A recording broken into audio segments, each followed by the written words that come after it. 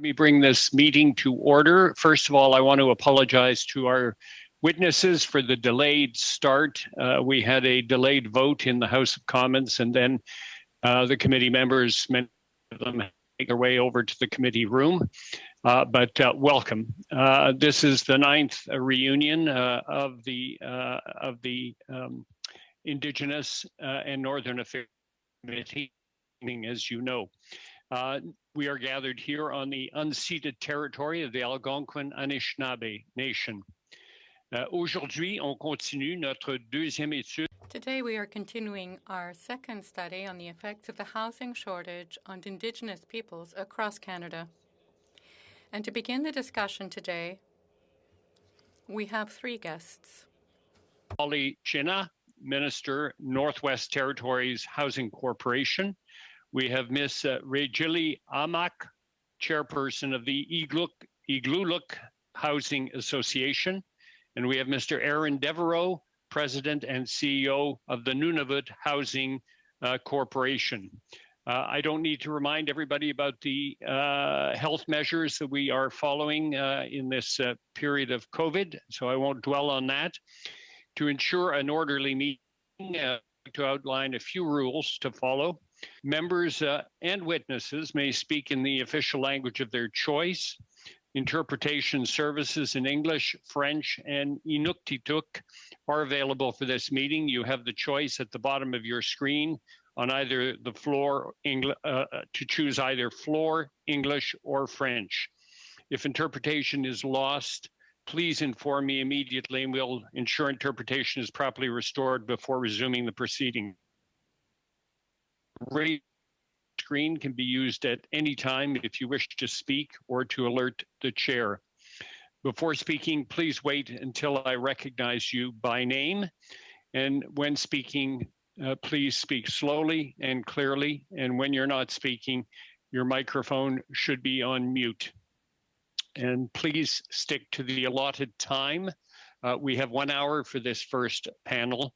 And a reminder that all comments should be addressed through the chair. So without further ado, I would invite our first guest, the Honorable Polly China, to speak. Minister, you have 5 minutes. Thank you, Mr. Chair. Can you hear me? Yes, we can. Okay, thank you.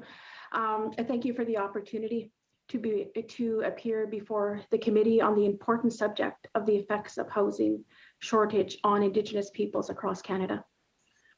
First, I should make it very clear that I'm not appearing in a representative capacity for Indigenous peoples, but as Minister of the Government of the Northwest Territories, a government representing a population in which over 50% of our residents are Indigenous. I can also speak from my personal experience and observations as an Indigenous person who grew up in Fort Good Hope, Northwest Territories, a Dene community of about 600 people located near the Arctic Circle. In my role as Minister responsible for the Northwest Territories Housing Corporation and also Minister responsible for homelessness, I see the effects of the housing shortage on Indigenous people in the North every day. Whether this is looking at the long waiting list for public housing in most small communities or meeting underhoused people on the streets of Yellowknife, by far the majority of people are Indigenous. Our population distribution alone does not fully explain this. The impacts of the residential school system, including intergenerational trauma, are one important reasons in our highest participation rate in residential schools of any Canadian province or territory.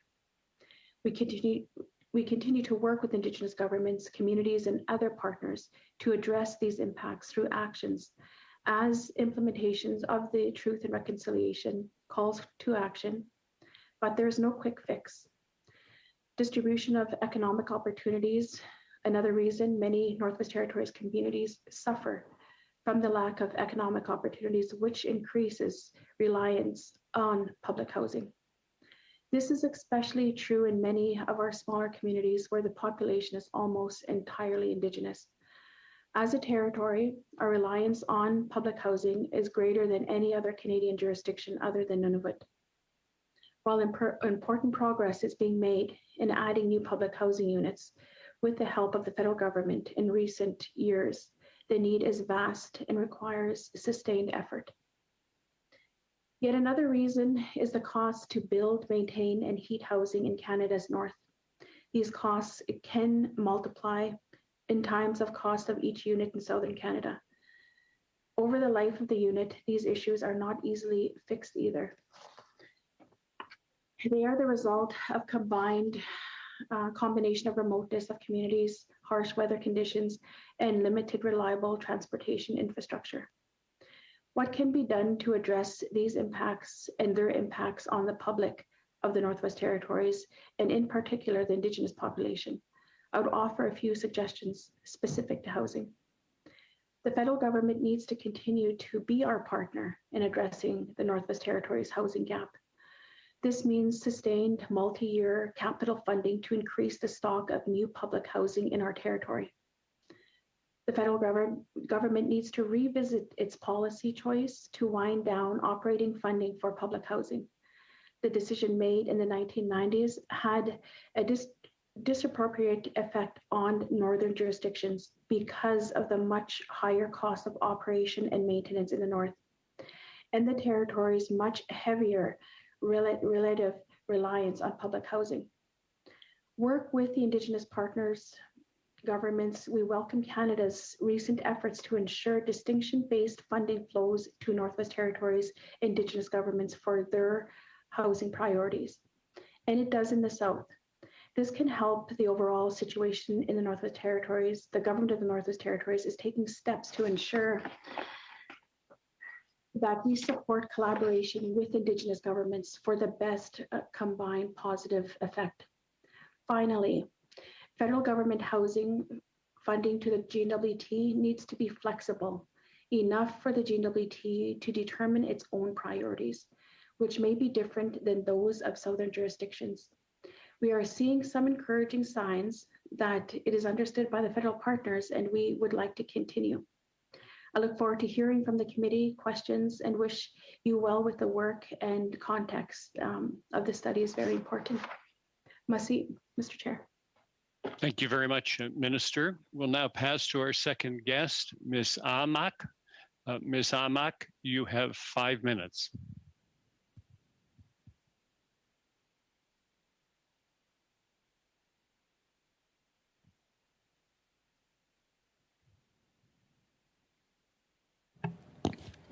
Ms. Amak, can you hear us? You have the microphone for 5 minutes. I see you're muted. There we go. Okay. Thank you, Mr. Chair. I'm Reggie Amak, chairperson for Igloolik Housing Association. Currently, we have 284 public housing units, including the new constructions and leased units. We recently allocated 20 new units. We have a population of 2,014.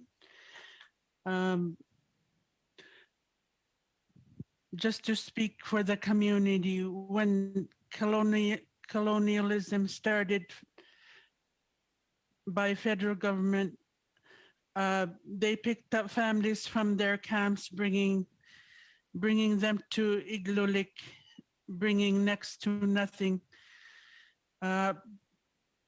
placed them in matchboxes and promised them $2 a month. Today, families of these people are overcrowded, our grandchildren being one of them. Having lost their father to sudden death, our grandson is grieving alone without the love and support of his mother at our house, because the other grandparents' house are also overcrowded. Residential school is a great impact and is still alive and well with the shortage of housing and the mental health being of the families. If we were to be given funding for housing, I would ask for one bedrooms, also to respect the single people or couples that have no children and are not planning to have children. They go couch surfing, trying to find that kind person to sleep on their couch.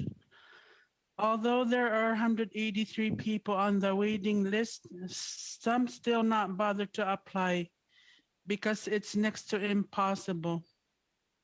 Some people end up living with parent or parents, cousins, or siblings until the parent passes away and can finally have the unit. Is this only in Nunavut? Why should we still be living like this in 2022? We are in crisis. We need housing. This is a reality in Igloolik. Some families are still living in some units that were built in the late 60s, early 70s. Some were renovated, but still very old. Some of the oldest units, because there is no other housing available. Also, for the homeowners, they are also overcrowded due to lack of housing available. The cost of food is very expensive, and some public housing units house up to 16 to 20 in some families.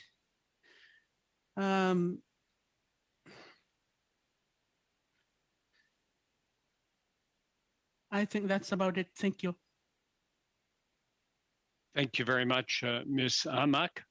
We'll now go to our third speaker, Mr. Aaron Devereaux. Mr. Devereaux, you have 5 minutes. I want to thank the committee for inviting me to speak here today and for the warm welcome. The ongoing affordable housing shortage poses a substantial burden for Indigenous people across our country, and Nunavut is one of the hardest hit jurisdictions in Canada. My invitation to speak here today is a positive sign the Standing Committee on Indigenous and Northern Affairs is taking this crisis seriously. I'm the newly appointed president of the Nunavut Housing Corporation, although my career in Northern housing and infrastructure began in 1994 when I got my first job in the community of Arviat with the Northwest Territories Housing Corporation. I spent 13 years with that organization and later served as Assistant Deputy Minister of Infrastructure with the Nunavut government, as well as Deputy Minister of Infrastructure and Housing with the province of Nova Scotia. In the 20 years since Nunavut was founded, the housing shortage has only grown and overcrowding is becoming the norm. Although both the government of Nunavut and our federal partners have invested and continue to invest in maintenance and construction, the situation is not getting better, it is getting worse. Ask Nunavummiut what their biggest worry is for the future of our territory, and most will answer housing. Against a backdrop of chronic underinvestment in affordable housing, there's not a single person untouched by this crisis. Within the government, we constantly ask ourselves, how will we address the increasing pressures on supportive housing options for vulnerable segments of the population? And that includes our elders, women, young victims of family violence, and people without homes. About 70% of the housing available in Nunavut is public housing. There are few alternatives to government subsidized housing. In many communities, the markets for private rentals or home ownerships simply do not exist. In a territory of almost 39,000, there are more than 3,000 families on our public housing wait lists. We estimate the real need for additional new housing is closer to 5,000 units. The Nunavut Housing Corporation maintains approximately 5,800 public housing units, and we build about 75 to 100 new units every year. This comes nowhere near meeting the demand. We need to start building 250 to 300 homes each year over the next 5 to 8 years to make a reasonable dent in the current housing supply gap. Around 35% of all homes are overcrowded in Nunavut.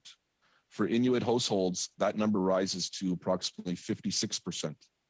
We know unsuitable housing is a significant risk factor for tuberculosis, another crisis we are fighting in Nunavut, and of course for COVID-19.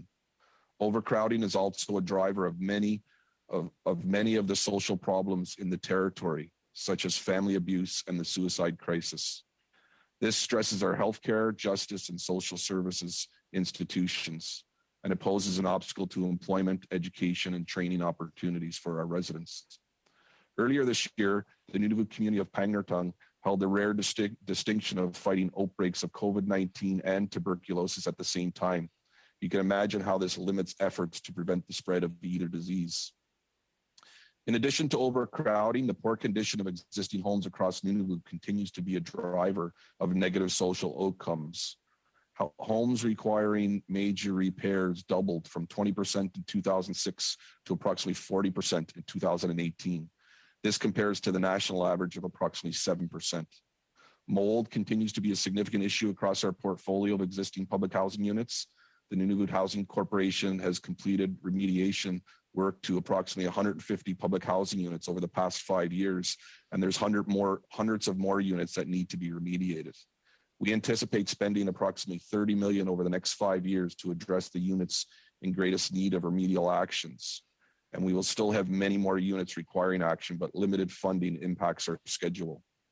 Mr. Chair, in Nunavut, as in the rest of the country, public housing remains the least costly way to address homelessness. The Nunavut Housing Corporation can put someone in a public housing unit for $16 a day. By contrast, it costs $74 a day to house somebody in an emergency shelter service. That's about 5 times the cost. A family violence shelter operating a 24-hour full-service shelter can house someone at $135 a day. That's 8 times the cost. And putting somebody in a jail cell in Nunavut is equivalent to $306 a day, which is almost 20 times the cost. So it's not only from a humanitarian perspective, but also a financial perspective that we can say that public housing represents a sound investment. The longer we take to reasonably address the housing crisis, the more it will ultimately cost to pay for it.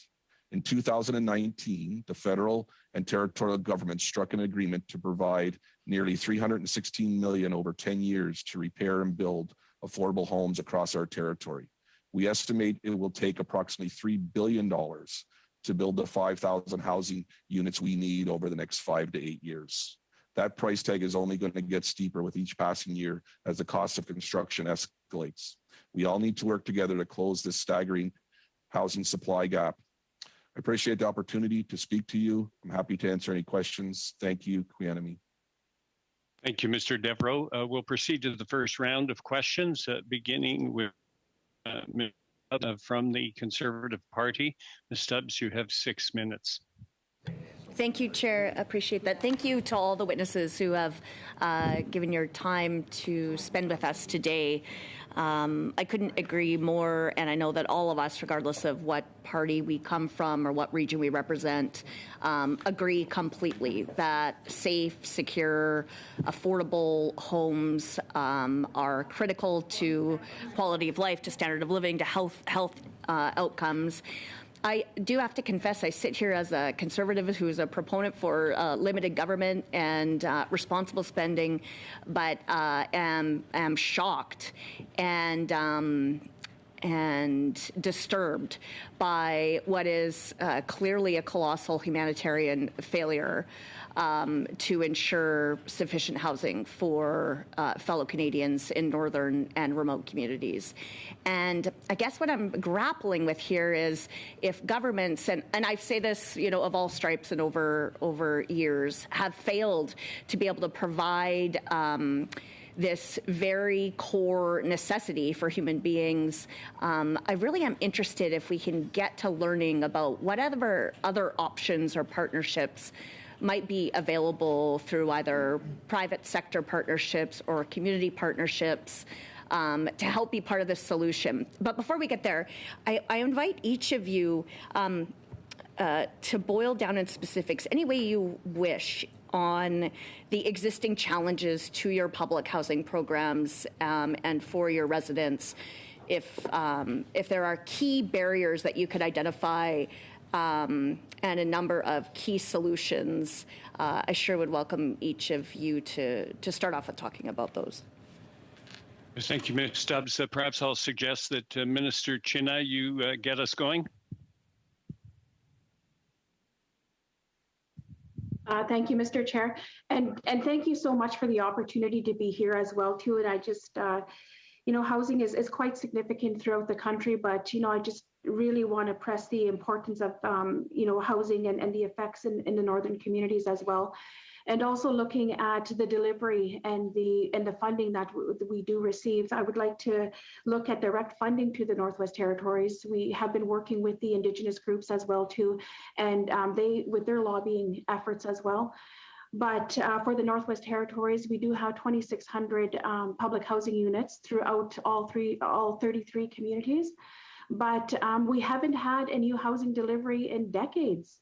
We do have a delivery this year of 90 public housing units that are under construction right now. Through that delivery, we've tried to be very innovative with that approach and trying to create employment in smaller communities, trying to work with the Indigenous groups as well too. But we are looking at the operation and maintenance of these units. The price to operate them are drastically increasing. Throughout the territory, we have several different climate effects as well too. We do have coastline communities as well too, where we have the erosion affecting our builds there, and looking at the conditions of those units. I had the opportunity to travel into Sax Harbor last year, shortly after we were out of session, and I was quite surprised to see the amount of mold issues that we have on those coastline communities and the conditions of our housing units, and not being able to replace them and being able to repair them. And I just, as a minister responsible for the Northwest Territories Housing Corporation, one of the questions I've asked is, how much money are we going to continuously invest into these 50-year-old assets? And looking at the timeline when they were built and the evolving of the Northwest Territories at that time, and looking at the significant impacts of residential schools as well too, and people returning back into the smaller communities. So I just, I know we just have a time limit here, but I just really want to emphasize on the housing delivery, looking at the funding that is available. I would like to see the direct funding to the Northwest Territories. We have increased our partnership with the Indigenous groups as well too.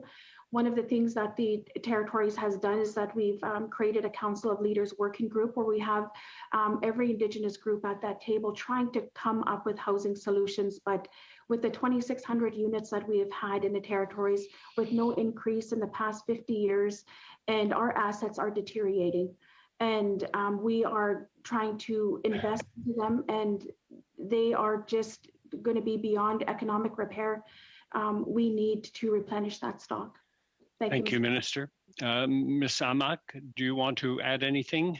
We have, if you could be concise, please.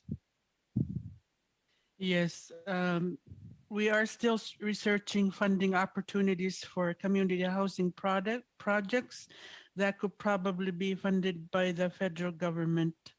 Although we allocated 20 new units, it creates more conflicts because families want to get their own units.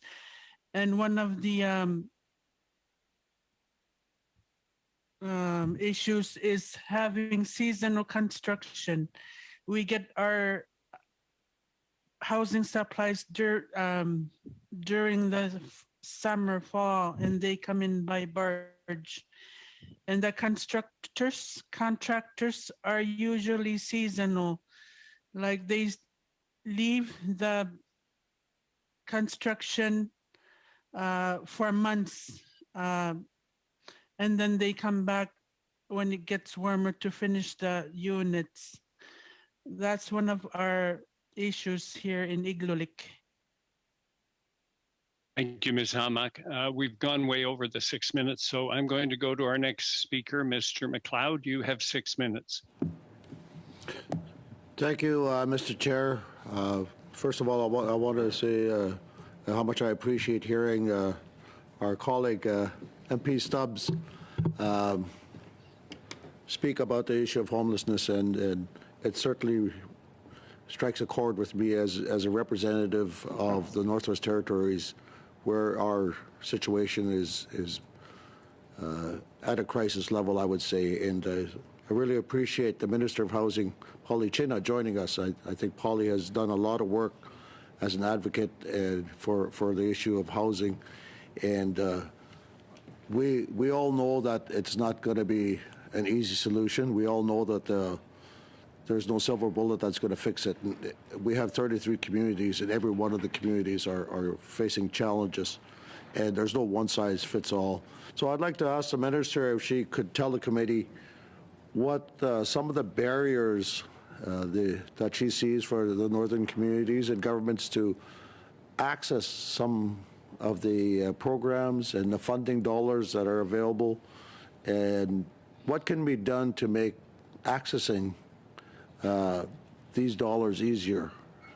I hear quite a few Indigenous governments and organizations speak of this challenge, and I would like to ask the Minister that as my first question.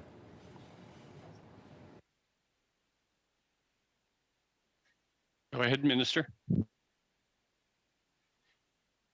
Thank you, Mr. Chair, and thank you so much to MP MacLeod as well. You know, we see the significant barriers in the Northwest Territories of trying to access the funding that is available from the federal government, and looking at the criteria that is expected and the lengthy process of that as well. And I just really want to bring this very grassroots.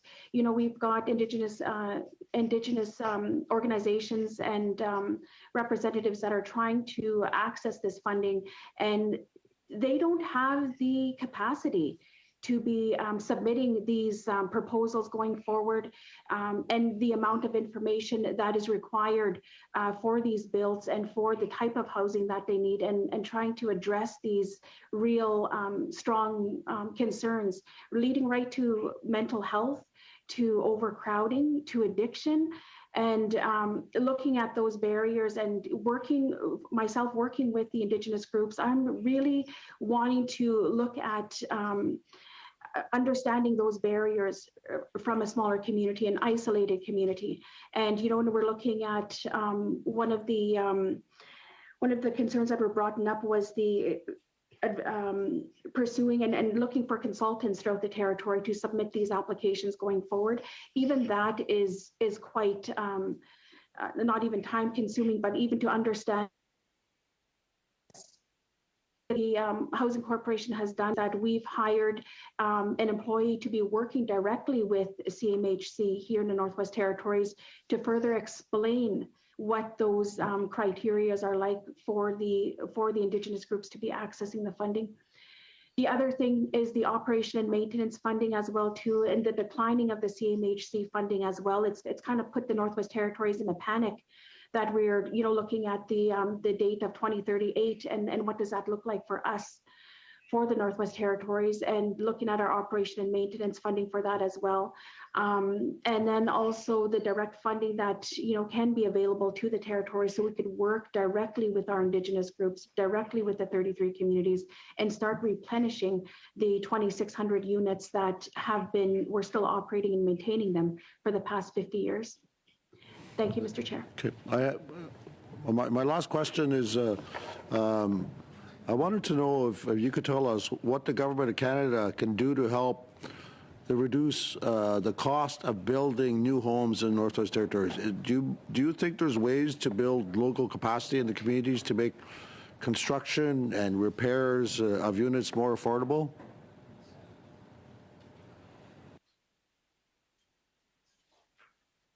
I think that's for you, Minister, as well. Thank you, Mr. Chair. My apologies. I'm just waiting for you to direct the question to me. Masi.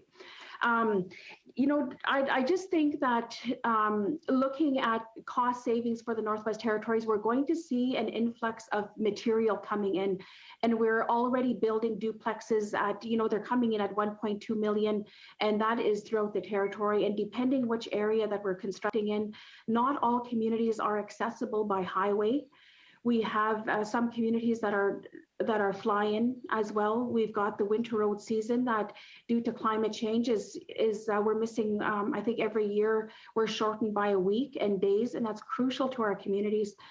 And looking at cost savings on how we can deliver the partnerships with the Indigenous groups right now is crucial.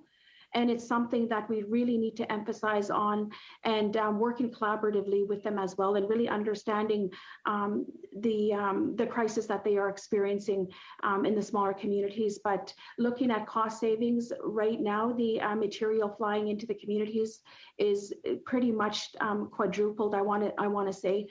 The other thing is that we're working with the smaller communities and developing community housing plans, and trying to work with them and trying to forecast the type of builds, but also trying to financially forecast those options for them. But right now, we're recovering from COVID. We have overcrowding. COVID has highlighted a lot of crisis for us here in the territories, and housing is the number one, and it needs to be addressed. Thank you, Mr. Chair. Thank you, Madam Minister. The next, la prochaine personne est Madame Gill. Madame Gill. We will now hear from Ms. Gill. Ms. Gill, you have 6 minutes. Thank you, Chair. First, allow me to thank all our witnesses, Minister Chena, Mr. Amak, and Mr. Devereux, for their contribution. Once again, we can see this is one of our first meeting, but that we are learning immediately how important this issue is to First Nations housing. Listening carefully to Minister Chimak, for example, we have learned that many of the difficulties they experience are due to housing in communities that are fly-ins, except in the winter, for example. The difficulties have a number of effects. Bad housing has a number of effects, but we do need the solutions. Much is said about centralizing solutions, so I would like to hear you on that, having, let's say, a federal strategy where everything is organized at a central place, even though consultations occur. What do you think about that? Or would you like to see solutions adapted to each different territory and community? It seems that the needs can be very different from place to place. To all three of you, then. Thank you. Perhaps Minister Chena could begin. Thank you, Mr. Chair. And absolutely, I agree with that. And I'm looking at, solutions for the Northwest Territories. And you are correct that we deal with different aspects throughout Canada and throughout each province and territory. And it's quite unique, but very similar into the conditions and the way that we do deliver housing in our smaller remote communities. Transportation, I want to say, is one of the biggest hurdles, and the delivering of them. I just want to give you an example of, if we were to build in Nunavut, which is one of the higher Arctic communities, we are looking at probably close to maybe 1.5 million for a 3-bedroom house. If we were to build southern into the southern part of the territory, Hay River, Fort Smith, in those areas where we're very close to the Alberta border, you can see a significant decrease. So throughout the territories and looking at possible solutions, that it is correct that we have to look at all aspects uniquely, and the delivery as well, and really recognizing the isolation of each of our remote communities. Merci, Mr. Chair. Thank you. Ms. Amak, would you like to comment? No, not on this one. Thank you. Very good. Mr. Devereux, do you have a comment? Yes, thank you, Mr. Chair, and thank the member for the question. I do think the federal government plays a key strategic centralized role, but I'd probably articulate that the need for the local jurisdictions, and especially, like, we're very unique in that the 3 northern territories and share a lot of the same similar conditions and challenges across the housing spectrum. So I think it's vital that even with a central federal housing ministry and in terms of CMHC, that they're working very closely with the 3 northern territories. I think what we'd advocate for you from a federal strategic perspective, national housing strategies, and we've seen that with the national housing strategy and the recent rapid housing initiative, is the importance to ensure that they don't lump us in with the rest of Southern Canada, because our conditions and our challenges and our needs are just so different than what the centralized federal government would have to address in the major cities in Canada or the major provinces. So I think it's important, but I think that it's just as critical for the territories to have a voice and have special consideration when programs and investment strategies are undertaken from the central government. Thank you. Merci. Je vais reprendre la parole, Monsieur le Président. Thank you. Perhaps my question wasn't put clearly enough for Mr. DeVero, but I have learned something from his answer about decentralization. Perhaps I was looking for something a bit more about the individual needs of communities. But now I have a question about something that's not brought up very often. We hear that many solutions are needed. Of course, everyone wants to cooperate. My colleague, Ms. Stubbs, says everyone agrees that we just need housing. It makes no sense to have 20 people living in a small space. But I would like to know from you whether funding is the only thing that's needed. I imagine that all communities want to take charge of putting in new housing, but you need something to start it off. Let's say you have a dwelling that needs to be renovated. Do you think that solution one is funding, a large amount of funding, so that we can catch up with the need and build, because there's such a growth in population as well? You've only got 20 seconds. Perhaps you could suggest who should answer. I would say the Honourable Minister China. Over to you, Ms. China.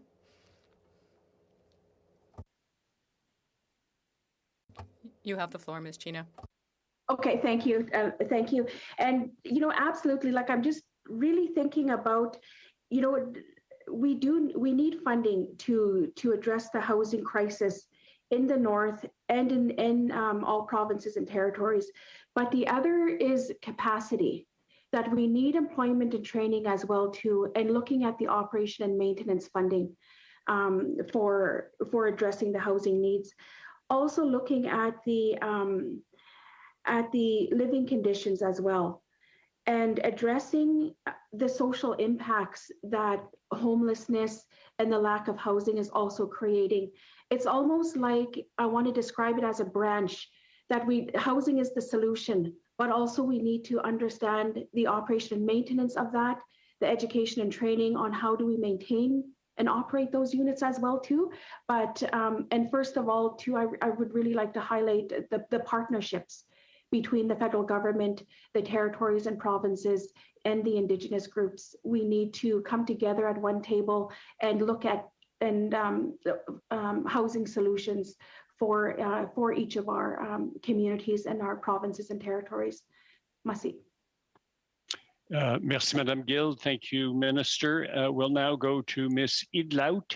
Ms. Idlout, you have 6 minutes. Thank you, Ms. Chairperson. Firstly, I want to welcome the delegation here. I have 2 questions to Riley. So if you could reply. If you wish to reply into Inuktitut, go ahead.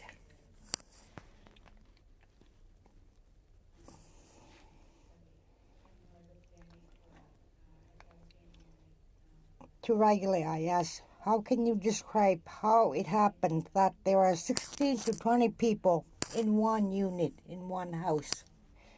How did this happen? Thank you, Laurie. Families increase. They may end up with one child, but as they have more children and end up having grandchildren, they have never vacated or moved into another house that's bigger. So there's a lot of people on a wait list for housing. As the children grow to be teenagers and young adults, they will find partners and increase a household.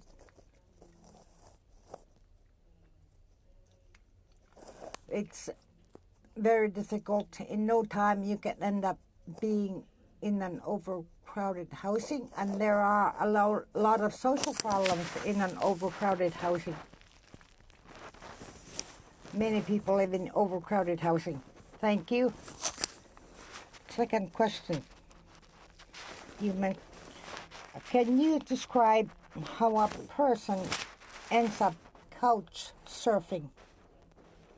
I'd like the members to understand our situation better in the north. So could you describe couch surfing to them? Yes, it's more common. There are people that are transient, moving into other communities. Or they become orphans, or they lose their marriage, and there's a marriage breakup. And orphans who end up without parents end up with nothing completely, no housing. They look for people that will welcome them into the warmth of a house. It's very difficult when you're homeless. If we go out on a travel trip and we end up without a hotel room, we're devastated because we don't have a place to stay. But this is how people live day to day. We have no homeless shelters in Igloolik.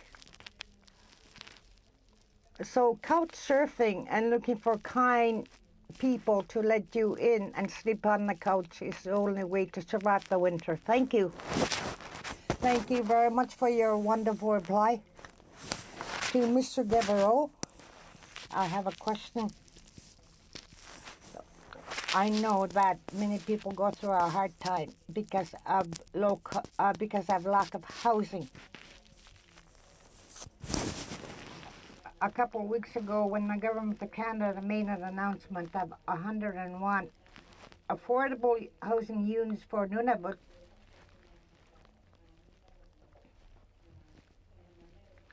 the Nunavut government minister, Lori Kusugak, identified that Nunavut has a housing need of approximately 3,000 houses. Mr. Devereaux,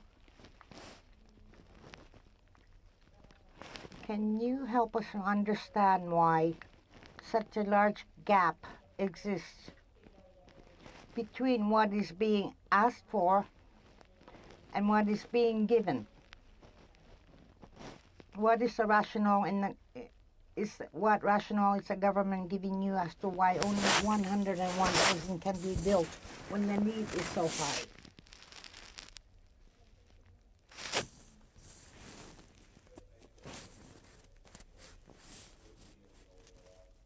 Since Nunavut became a territory, we've seen that growing housing supply gap, and our portfolio, as I'd mentioned, we have 5,800 public housing units to serve the population, but yet the wait list has grown to over 3,000. So it's staggering.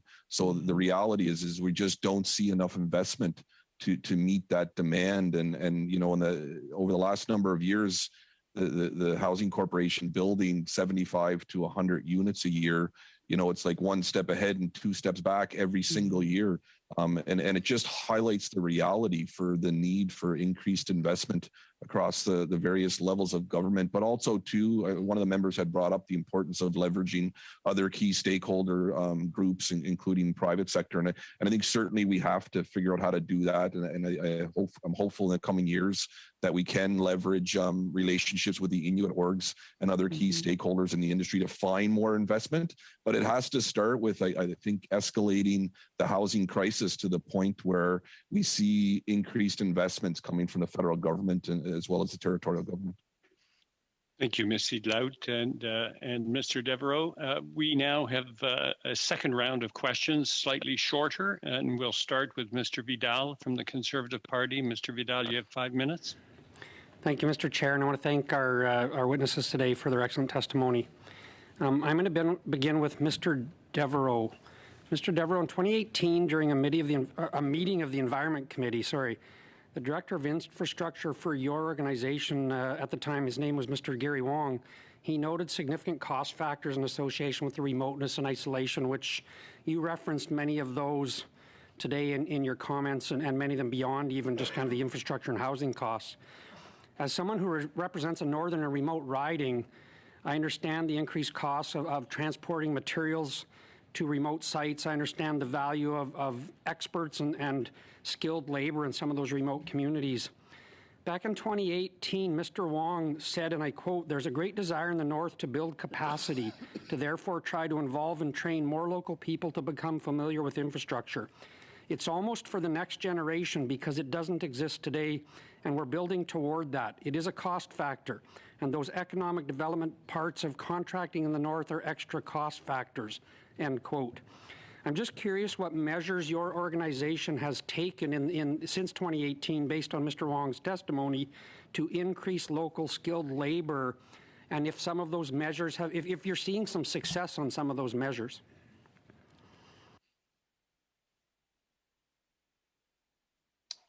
Thank the member for the question. I think we see it as a strategic initiative that's so important, because the cost for us to have to import, Southern trade labor just drives up the cost of construction throughout Nunavut. So we certainly recognize the opportunity to have more local trade and labor involvement. I think we do. I mean, what we do is in each community, we look at the availability of labor, and we put specific targets for local labor and Inuit labor in our construction contracts to try to drive that. And I think we've made progress, but I'll in all honesty, there's so much more we need to do. So it really is small incremental steps. I think we're going in that direction, but we have to continue to figure out ways to drive more opportunity. And some of it really is with, more, not only increased investment, because that is the primary message, but it's more sustained investment too, because I think if we could have a larger construction program where we had funding in place for 5 and 10 years, then you could say to those individuals that it's not just a 1-2 year opportunity in a Glulik, like we're going to be building for multiple years and try to keep them interested in that career opportunity. But more needs to be done without question to try to drive increased labor from Nunavummiut and Inuit across the territory. Thank you for that. And I'm just going to comment on the end of that. I think maybe one of the things I heard from you is kind of the removal of some of that year-to-year program funding with a longer-term commitment that lets you plan out and do the education and the development of the skill force that you talk about. I apologize, Mr. Devereaux. I'm short of time and I have lots of questions. I'm going to ask Minister Chena a question as well, and we'll see where my time goes from there. Minister, in visiting your government's website, I noticed that you offer education courses on home ownership, as well as a home ownership initiative within the Northwest Territories Housing Corporation. Can you talk to me a little bit about these programs and maybe what the success has been, what you found to be successful, and what some of the challenges have been with those initiatives?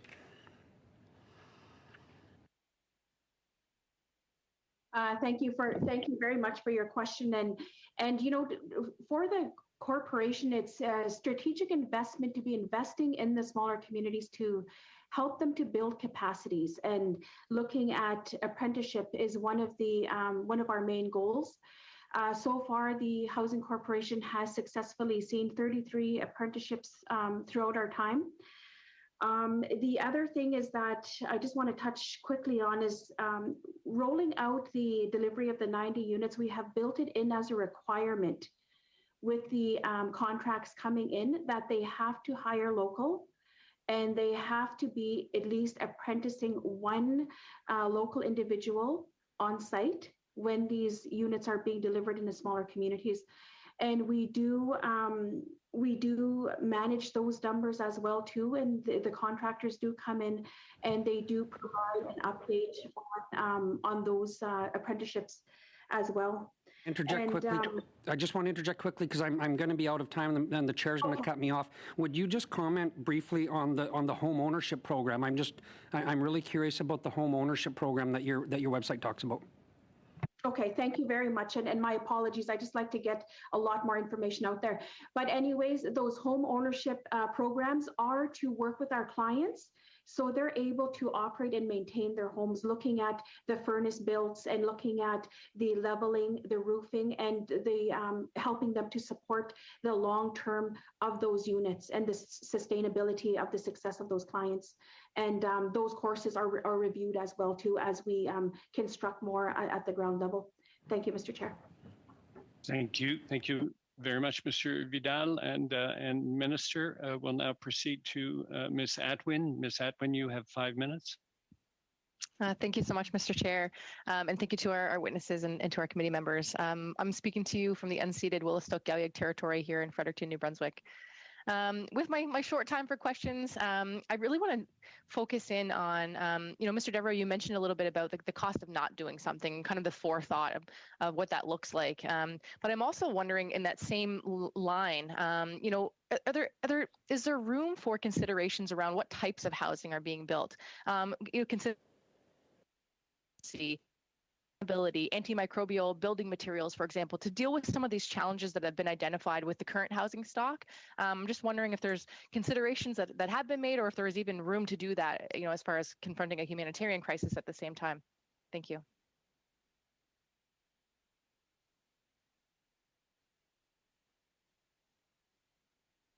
Is that that's for me? Did you want me to jump in? Yes, please. Yes.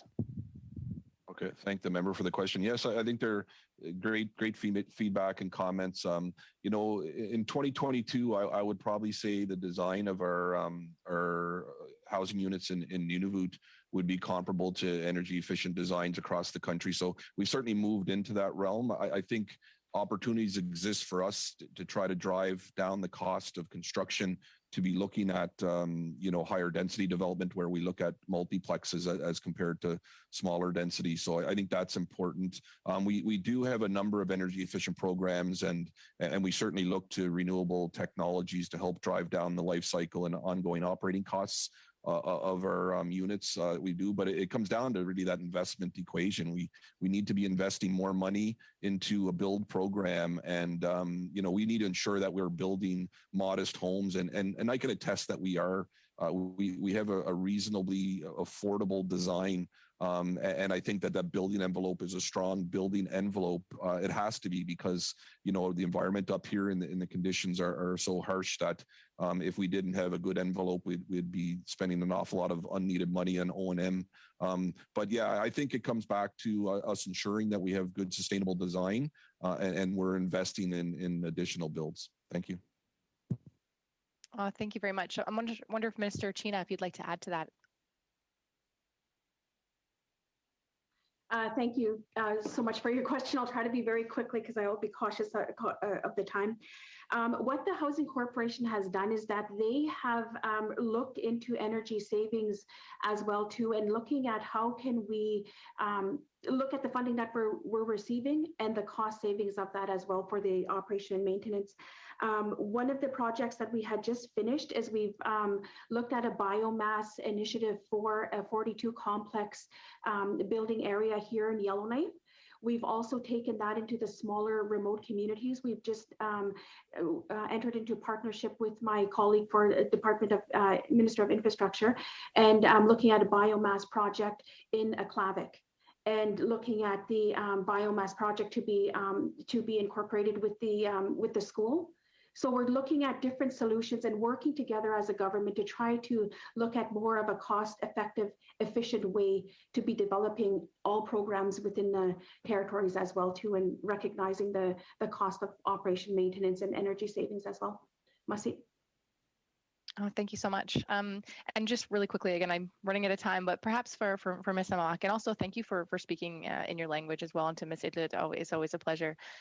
You mentioned, the the piece about having to disrupt, the process of building because obviously there's seasonal concerns and considerations. Would it be helpful perhaps to, for CMHC or for government or even private sector to look into building a warehousing facility to build units in so that you don't have to deal with kind of the seasonal, schedule per se?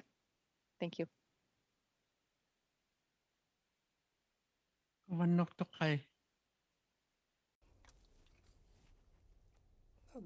Were you directing this at me?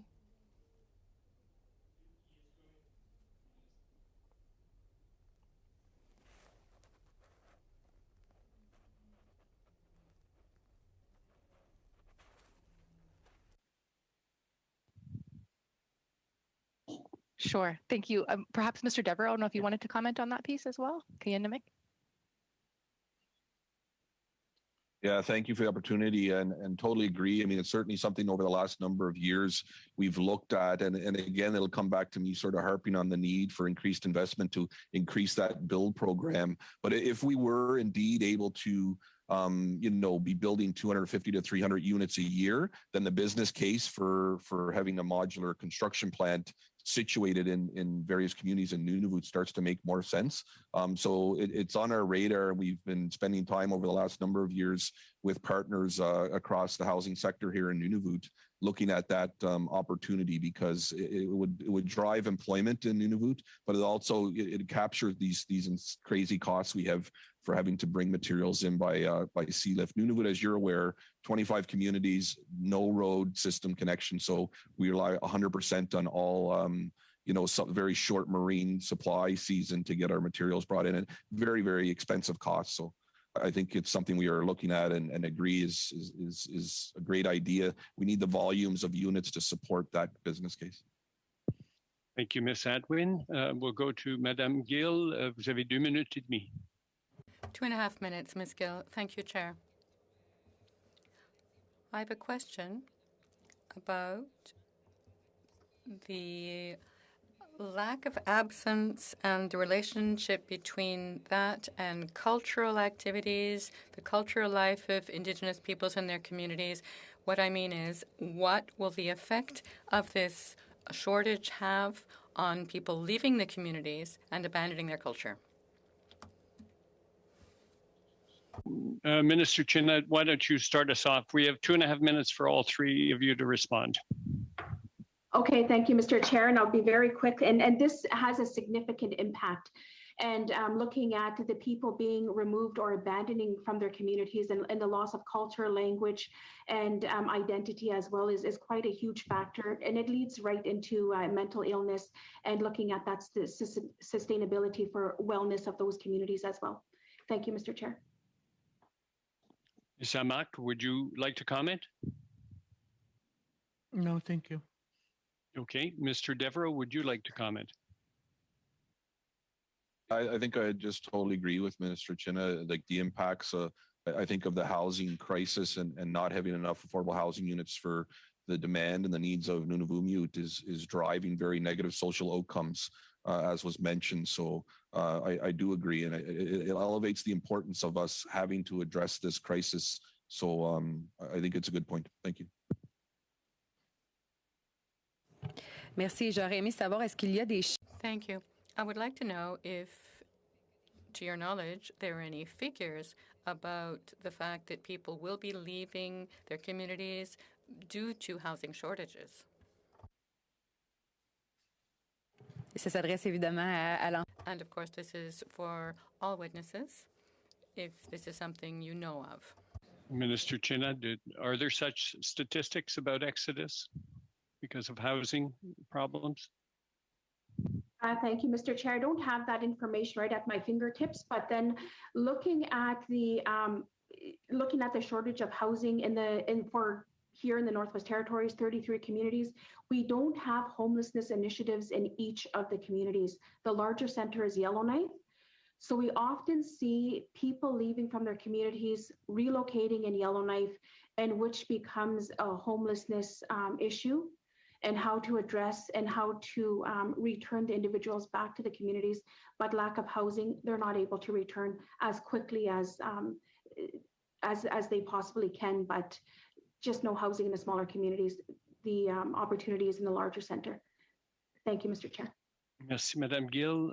Monsieur Laut, you have 2.5 minutes. Thank you. I have a question for Regularly.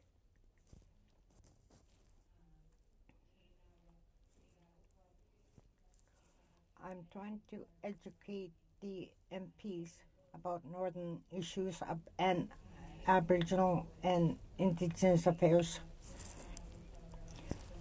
If funding was not a barrier, would Igloolik be prepared to build the housing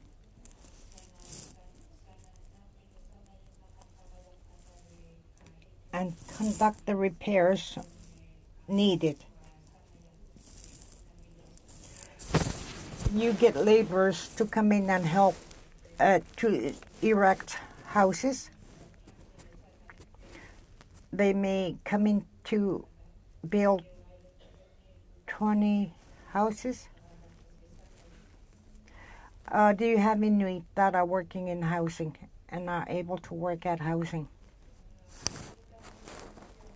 When it comes to renovating, we have a full-time person that does renovations, maintenance, and repairs. We don't have the FV and Q was contracted to build 20 houses. While they were working on labor, they stayed here, and we asked that they complete the units because there were too many people on the wait list without houses. The construction is begun and not completed. If it was not an issue, how would you, in your own community, make improvements to reduce lack of housing? If, for instance, if we did not have to worry about funding and old homes have mold and need to be renovated, how would you best deal with those?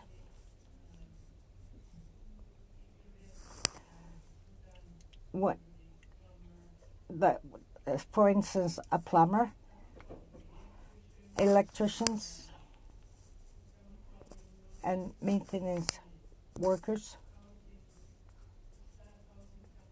They do not get staff housing, so they are not able to come here to be employed by housing. Only the maintenance manager and the housing manager are provided housing by the job. The furnace men and people who involved, we put them in public housing because their employer does not provide housing. If, for instance, if our furnace were to freeze in the winter, somebody has to. We can have Arctic College work with us to work on apprenticeship programs locally to address housing repairs, renovations, furnace. The other thing to address is staff housing for housing employees. Only the manager and another person gets housing with the job.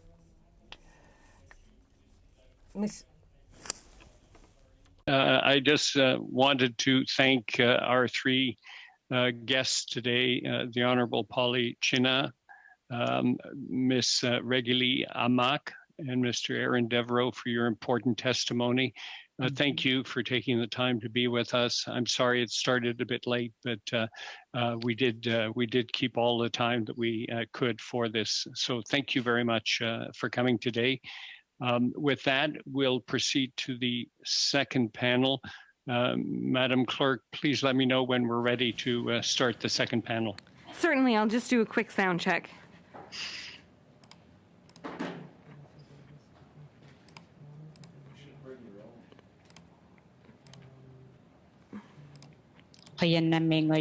Thank you.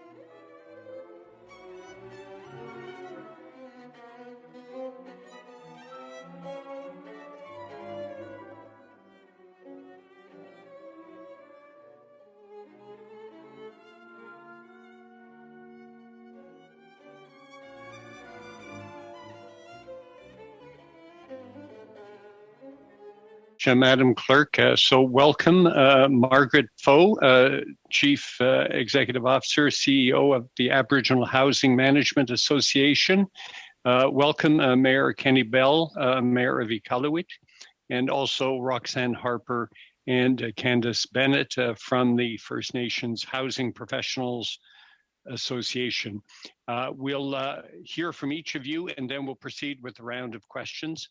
And we will start with Margaret Foe. Ms. Foe, you have 6 minutes, beg your pardon, 5 minutes for your presentation.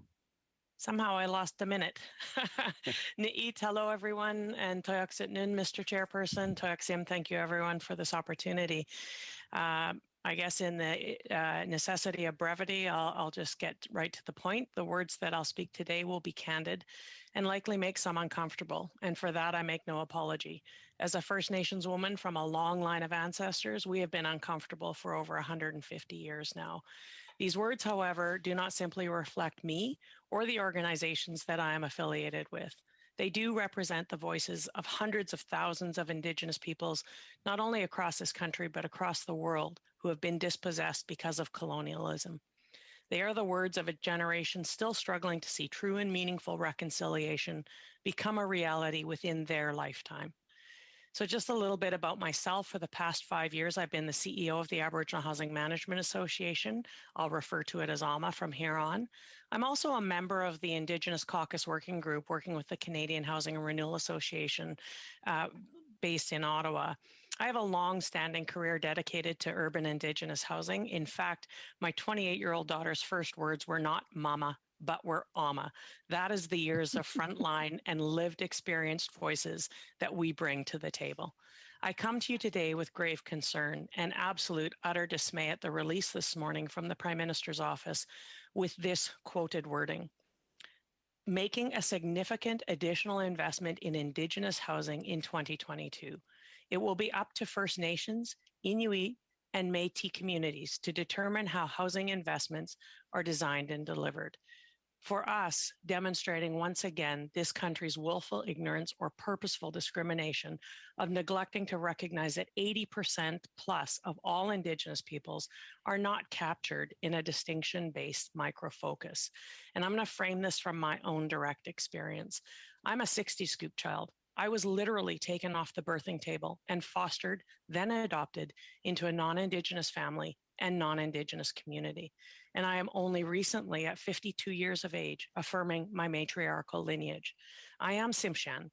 Recent genealogical mapping verifies that I have deep and long-standing ancestral roots within the Lac Willems First Nations.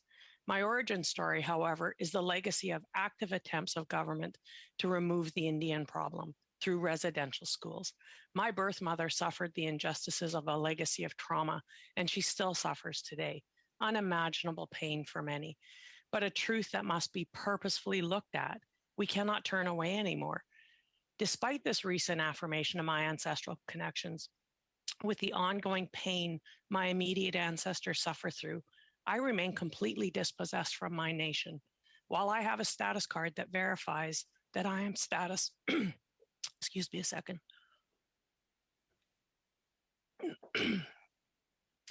A status card that verifies that I am a status Indian. Sorry, I don't know what's happening here. I have never been home. As trite a word as that means to the nearly 80% like me who have come to create a sense of belonging in for Indigenous and by Indigenous urban communities, created by the over 140 urban Indigenous housing and support leaders for over 50 years now. I'm sorry, guys, my voice is cracking. Can I just take a moment to have a quick drink? Absolutely, go ahead. You have about a minute and a half. I didn't count the time you were taking your drink. I'm so sorry about that. No problem. So I'll just remind you that this is not about me nor about AMA, but the thousands of voices, past, present, and future, that must be responded to. Dispossession is the heart of why we are all here today. The very systems that dispossessed us are the same systems that government now either ignorantly or purposefully hide behind, thus making the notion of reconciliation not much more than tokenism. Thankfully, organizations like AMA, with over 40 housing and service providers across BC, have been working hard to address these issues. However, our efforts are neither sustainable nor should they be done without the federal government engaging in partnership. And I just want to frame a comment I heard from the Honourable Minister Polly China, where she talked about infrastructure and the challenges of our northern and rural communities. The actual challenges of our northern and rural communities are absolute barriers. When I hear sentiments from our provincial government here in BC indicate the cost of building in the north is so disproportionate that they may not be able to continue to fund them. So we absolutely need the federal government at our table. In 2018, in front of over 1,000 witnesses from across the housing sector, Evan Siddell, former chair and CEO of CMHC, stated that the federal investment was coming. 4 years later, despite multiple references to urban, rural, and northern Indigenous priorities in ministerial mandate letters, there is still no dedicated funding stream.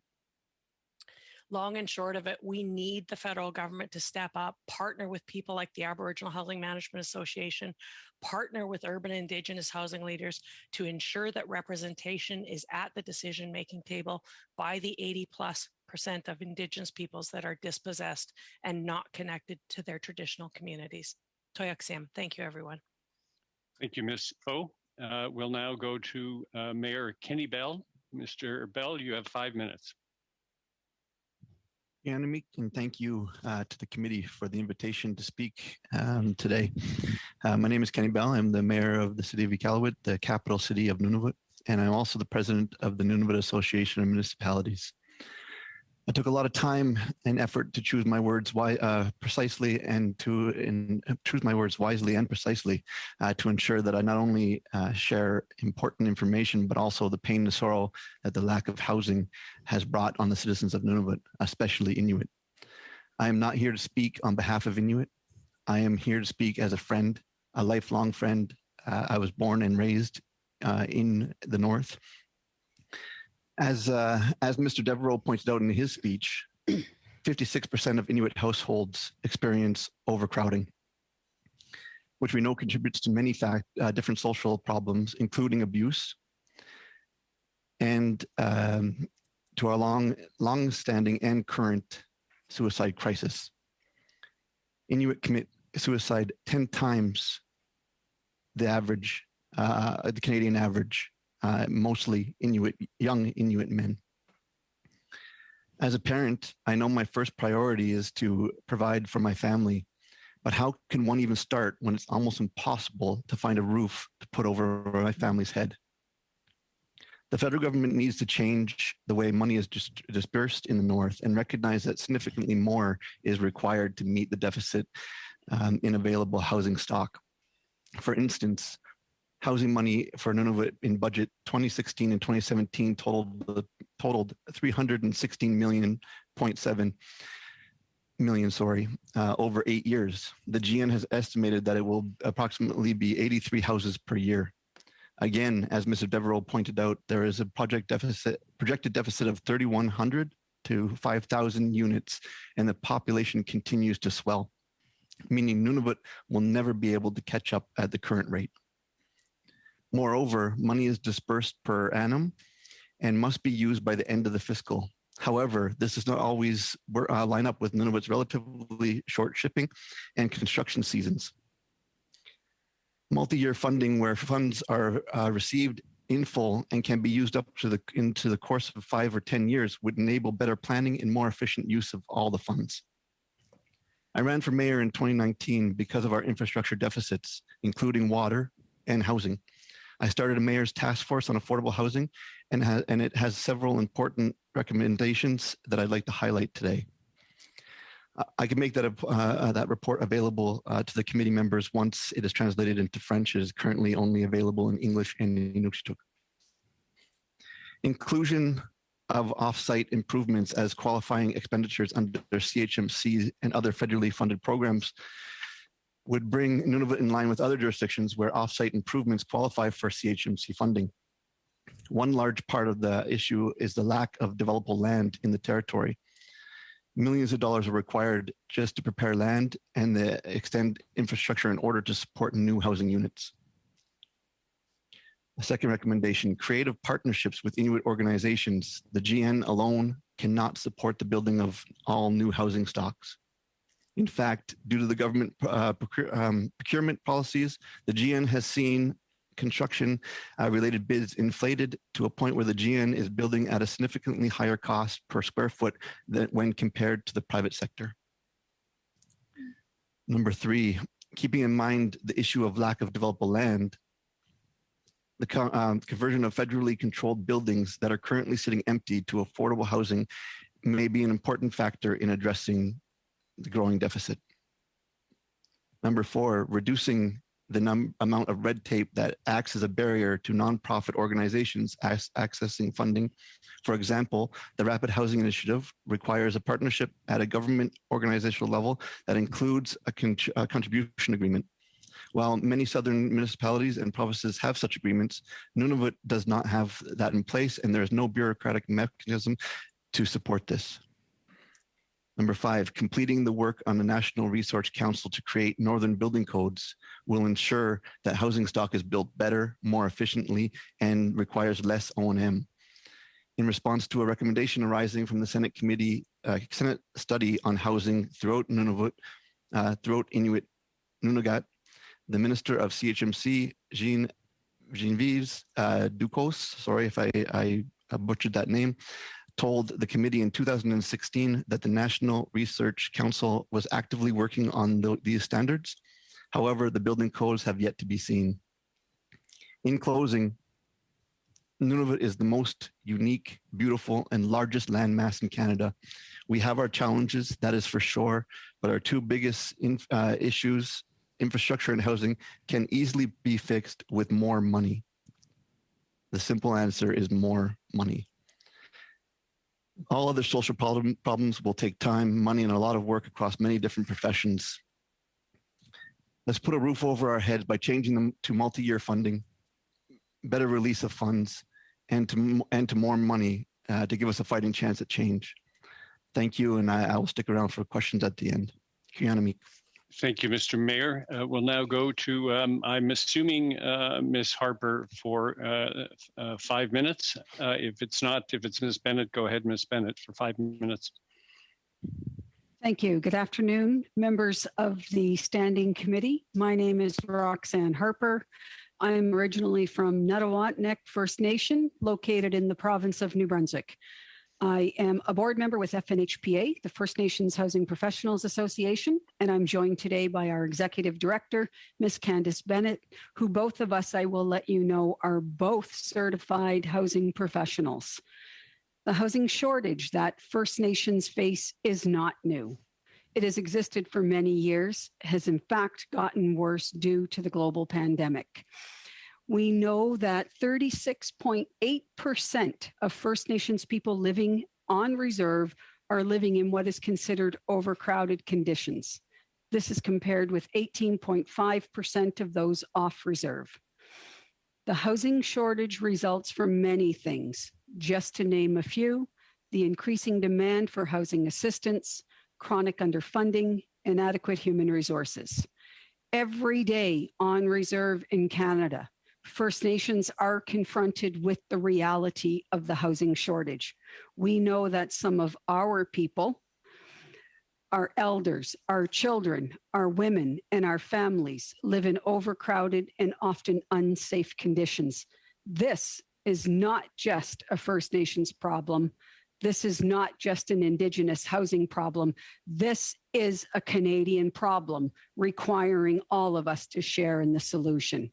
At FNHPA, we are a national professional association exclusively serving the needs of individuals who are working or aspiring to work in the First Nations housing industry. As the only national association for First Nations housing, we are dedicated to filling long-term capacity development gaps, addressing educational requirements that lead to certification, providing training and development, and of course, working with like-minded organizations and associations that can also help to support our members. We have today identified 3 key issues that are directly related to the housing shortage that we believe are impacting First Nation communities. The first one is First Nations require dedicated financial support to hire and retain qualified housing staff. We are requesting that the Canadian government designate long-term funding for First Nations housing positions. Doing so would allow our communities to protect both people and property. At this point in time, First Nations must self-fund housing positions. This is often done by cobbling together special initiatives or any proposal-driven funding available by the federal government. This approach results in inconsistencies, inequities, and even worse, in some communities, no housing staff at all. As housing deals with health and safety, it cannot be effectively done by an already overburdened administration at the First Nation or on the corner of the desk by our chief and council. At this point in time, we call upon the federal government to support long-term funding for these positions. We believe our communities would immediately view it as an investment and improve the quality of lives for First Nations people. In addition to that, housing staff would require dedicated and long-term financial support to continue their capacity development and to continue to access educational programs and training. These opportunities are often cost prohibited and not easily accessible This is especially true when we look at the location of First Nation communities and realize that most educational opportunities are available outside of the community. If the federal government was to provide this support, First Nations would immediately be able to increase how they can attract and retain qualified staff, plan for the future development of our staff, which would improve how we respond and react to the housing crisis. We believe that First Nations need and deserve this level of support. And again, it would be viewed as an investment in our communities. And third, we agree with many of our colleagues here today that it is time for a new approach to northern, remote, and special access communities. We believe this is necessary. We know that housing needs are significant, that the building cost is greater, and that human resources are stretched to the limit. The designs in many northern communities are often inadequate. We face a short construction season, and even something as simple as the lack of connectivity to access education and training. We believe that a better solution exists, and we urge the Canadian government to redesign its approach. And as a final note, I will say at First Nations levels, we are aware that our people are leaving the community to access better housing off reserve. This has an impact on both of our cultural community, and we know that they go off reserve and applying to an already overburdened Aboriginal housing programs that exist. On behalf of FNHPA and all of our membership, we thank you for the opportunity to be here, and we look forward to working with you to finding real and lasting solutions. Walalan. Thank you, Ms. Harper. We'll now proceed with the first round of questions, and the first round goes to Mr. Shields. You have 6 minutes. Thank you, Mr. Chair. I very much appreciate the panel before and the panel we have now, and I'd like to go to Ms. Fove to begin with. In the sense of, we've heard a lot about funding, whether it's this study or the previous ones we've done. And I think everybody's identifying the colonial model of funding just doesn't work. Where do you see the will to change that in your experience? It's an interesting question that you ask. Having been in this industry for over 28 years, I was here when the federal government got out of the housing leadership role in the 1990s, and they devolved all of the funding to the provincial governments, and many of our provinces across this country devolved it further to the municipalities, all to the detriment of the urban Indigenous portfolio. Roxanne was bang on when she talked about an already overly burdened system. We are certainly overburdened, and it was only exacerbated when the federal government got out of investments in urban Indigenous housing, because as she so rightly indicated, many of our communities, whether they're First Nations, Inuit, or Métis, are migrating into urban, rural, and northern communities for a multitude of reasons, and seeking a sense of belonging in those communities. And without the ongoing investment from the federal government, most of our provinces failed to invest. Here in BC, we were fortunate. The BC government did honor the Aboriginal Housing Management Association's request to be self-determined, to allow ourselves to administer our own programs. With over 25 years of experience and demonstration of our capacity, our providers, our 40+ providers, have paid off mortgages. We've divested, we've reinvested, we've branched out into social enterprise to become self-sustainable, because we have only had to live off of the provincial funding that was transferred from the federal government to the province of BC. The province of BC has done some new investments, but there is no way that they have kept pace with the need and growth in urban Indigenous communities.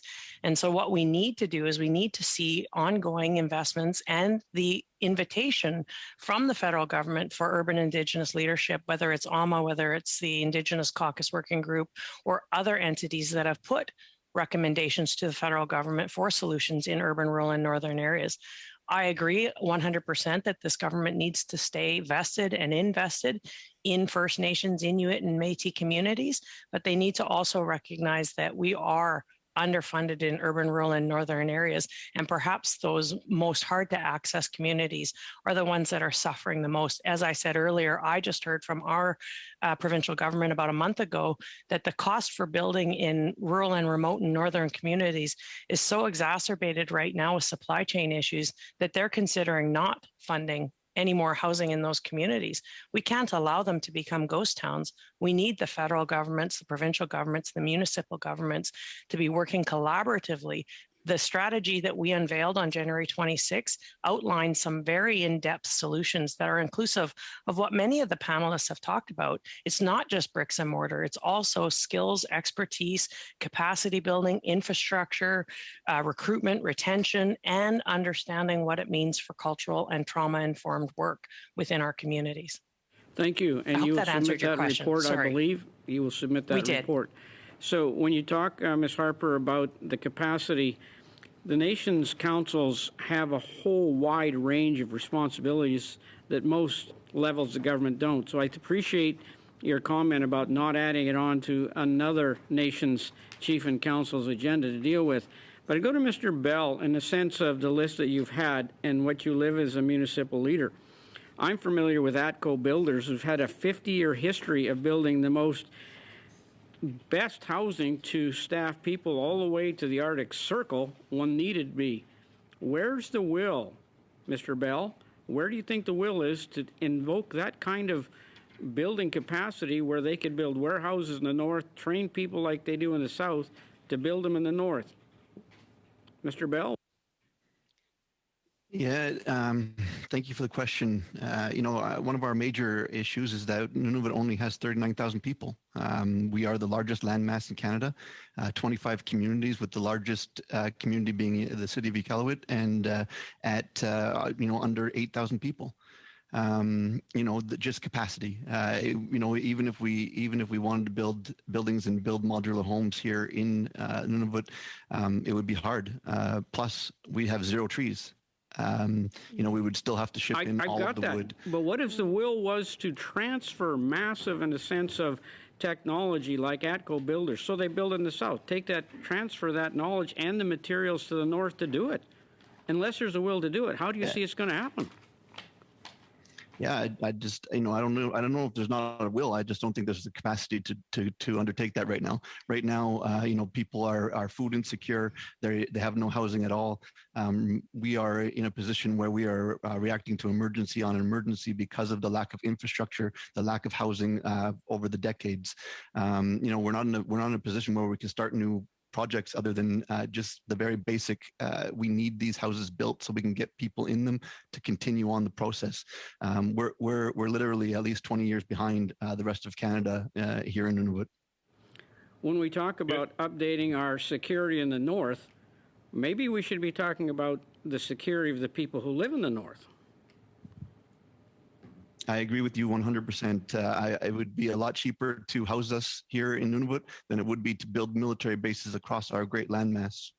Which we need both, but if we don't have the security of people, then we don't have the land to protect. Thank you, Mr. Shields.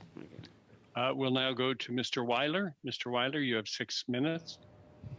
Thank you, Mr. Chair. I'd also like to thank the witnesses for joining our important meeting today, and I'm really struck by the knowledge and expertise from everybody appearing as witnesses today. My first question, Mr. Chair, through you, is for Ms. Faux. First, I want to thank you and AMHA for the work that's been done on the thoughtful urban, Indigenous, and northern housing strategy. Last week, we heard from officials at CMHC that a specialized committee was established to assist Indigenous groups in accessing the National Housing Strategy programs. In your recommendations, you mentioned that a fourth stream should be established for Indigenous people living in urban, rural, and northern settings. And you also mentioned in your opening that 80% of Indigenous peoples are not connected to their traditional communities and covered by distinctions-based programming. So I was hoping you could share with this community where you see the gaps in the National Housing Strategy that are not being filled and why it's important to have culturally appropriate and Indigenous-led housing solutions. Yeah, thank you for that question. I think the reality is, when you think about my story, and I share that not for consolation, not for pity, not for anything less than awareness. 28 years I've been working in this industry. We see people from all nations, both not only from within Canada, from across the world, come here looking for safe, secure housing, and they come to urban Indigenous community leaders like AMA and our members and our providers because they have a sense of safety, because they don't have to explain the trauma that they live through every day. They don't have to explain why they're seeking education, why they're seeking employment. They don't have to explain that their child has been apprehended and is now living 15 minutes away. I live in Mission, British Columbia. Abbotsford is 15 minutes away. But technically and theoretically are two different things. So a woman like me who had a child apprehended, as an example, and the child is now living in Abbotsford, I don't have a vehicle, I don't have transportation. The infrastructure to get me to my child is likely success of me meeting the criteria to re-obtain that parenting of my child is very, very limited. And this is considered a city, Mission and Abbotsford. The people in the urban and rural and northern regions are even more challenged in those capacities. And so when we talk about needing that fourth stream, it's because we have lived this, we experienced this, we know this. We've been doing this for over 50 years. Here in British Columbia, we have a collective experience of over 1,000 years of understanding what culturally safe, trauma-informed work means when it comes to supplying the appropriate housing for our communities. And so that is why we were fortunate when BC said, yeah, okay, we agree. Let AMA do their own administration. Let AMA create their own strategy. Yet they can't sustain it. We need the federal government to step back into the game. And when Evan Siddell came in 2018 and promised us they were, we sit here 4 years later waiting for action, waiting for an actual dedicated investment where somebody like AMA, somebody like the CHRA's National Housing Council recommendation, we submitted over 3 years ago through the National Housing Council roundtables, a recommendation for a for Indigenous, by Indigenous National Housing Center that can do exactly what AMA's doing here in British Columbia. So as Murray Sinclair once said, we laid a path for you. Great. Well, maybe just building on that, obviously AMA is based in BC and in a unique context in BC with the actions of the provincial government. And you kind of answered this a little bit with your question before, but do you see a need for other provincial AMAs to be established across the country, or do you see better suited to have a national organization to represent Indigenous housing providers off reserve? I think it's going to end up being two steps. I think we're going to need a national body that doesn't have to be, educated in all of the 150 plus years of colonial impacts and traumas that have happened to our communities. It's going to have to be a national center that understands the urban challenges you've heard from our brothers and sisters before me here, and especially in the north. But I do believe that we've also seen, I've traveled this country, I've traveled this world at the request of Indigenous communities and organizations asking for AMAs in their own provinces. So I was approached by Nova Scotia, who have a couple of urban Indigenous organizations that are wanting to try to build capacity. And like you heard from Mr. Bell, you could throw $10 million at them today and they probably couldn't respond because they're sitting there with no staffing resources. They're sitting there with no infrastructure to actually execute the delivery. So we're going to need to see both. We're going to need to see a national center that understands urban Indigenous issues, and we're going to need to see that national center build capacity out in provinces that don't already have it. Ontario has it, Saskatchewan has it, BC has it, but there aren't very many other. Right. Well, last question here, and as one of your recommendations, you noted that Indigenous households, or many vulnerable Indigenous households, face barriers such as lack of awareness for applying for housing, complexity with applications, literacy challenges, and more. And I was just wondering if you had any specific recommendations of how the Government of Canada could help address those barriers.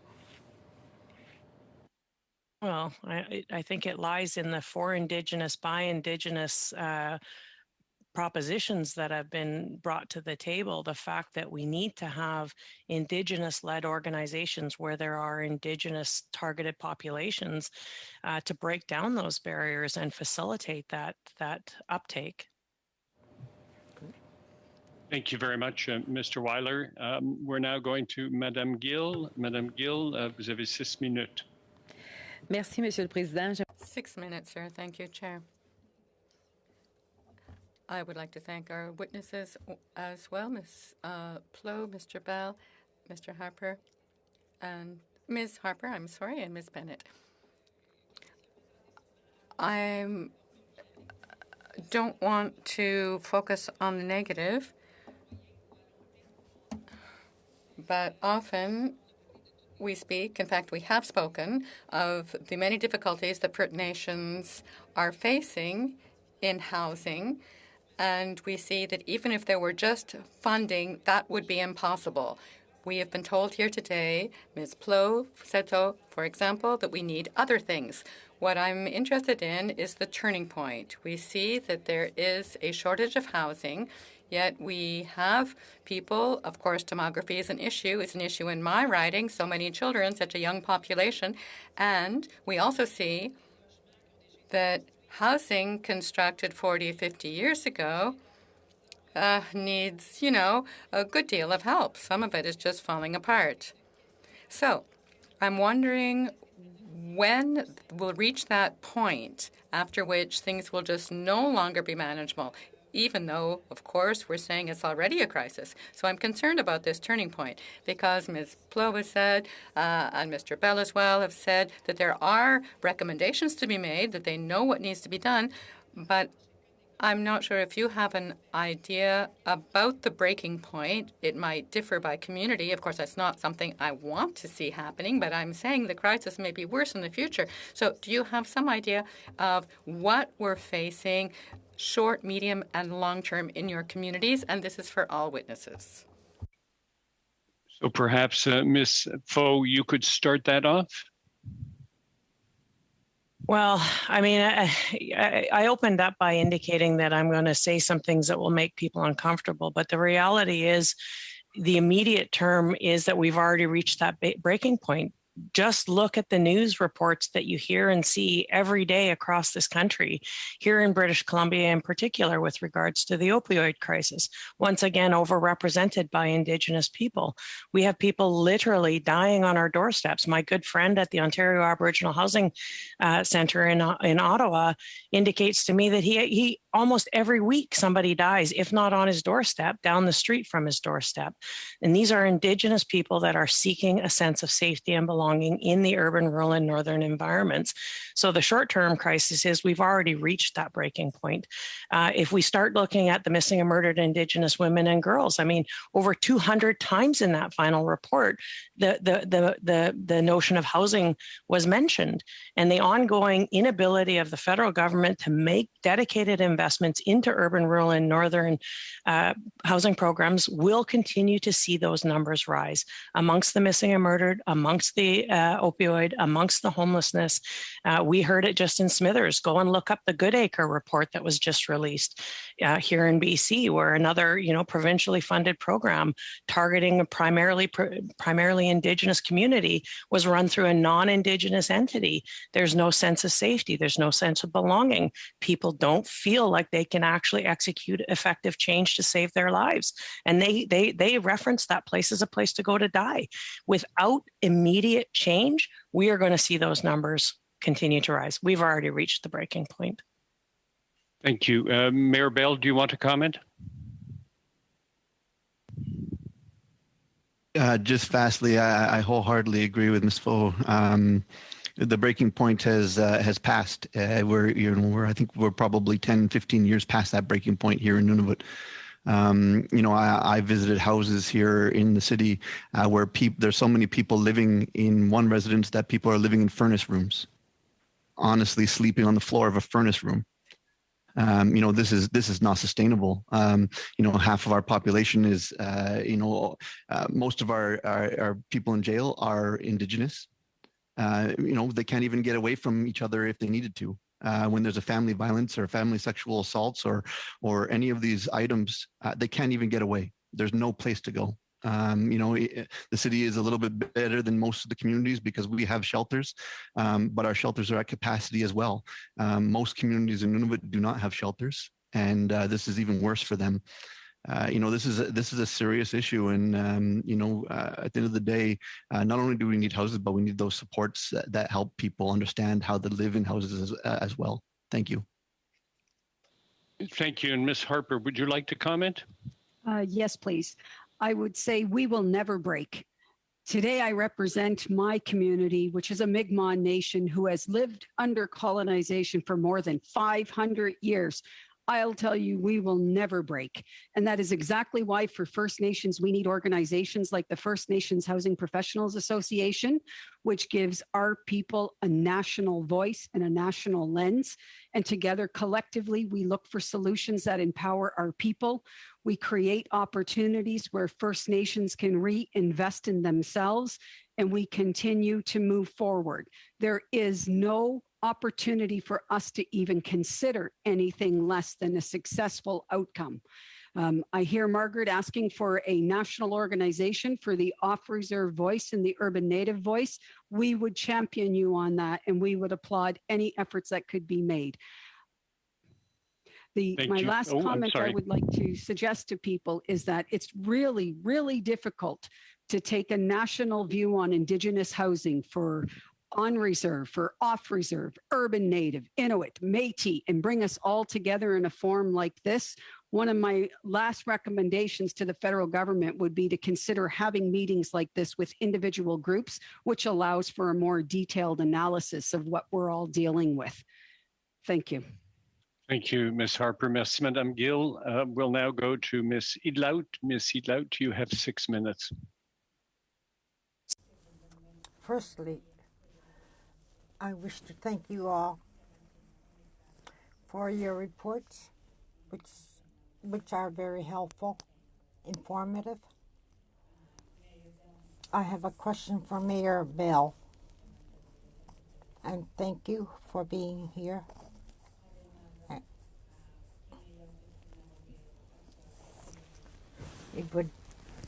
You talked about a study. If you could share that with the staff here, it would be very good.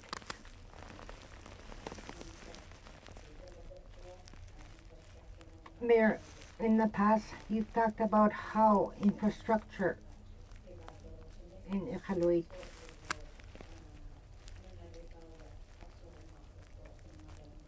impedes the progress of future developments.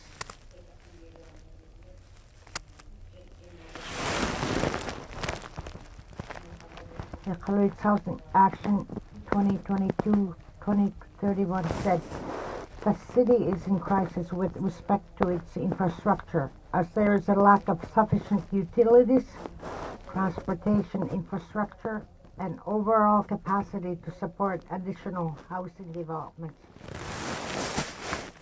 What role do you see the federal government having in coordinating a plan that resolves these issues simultaneously?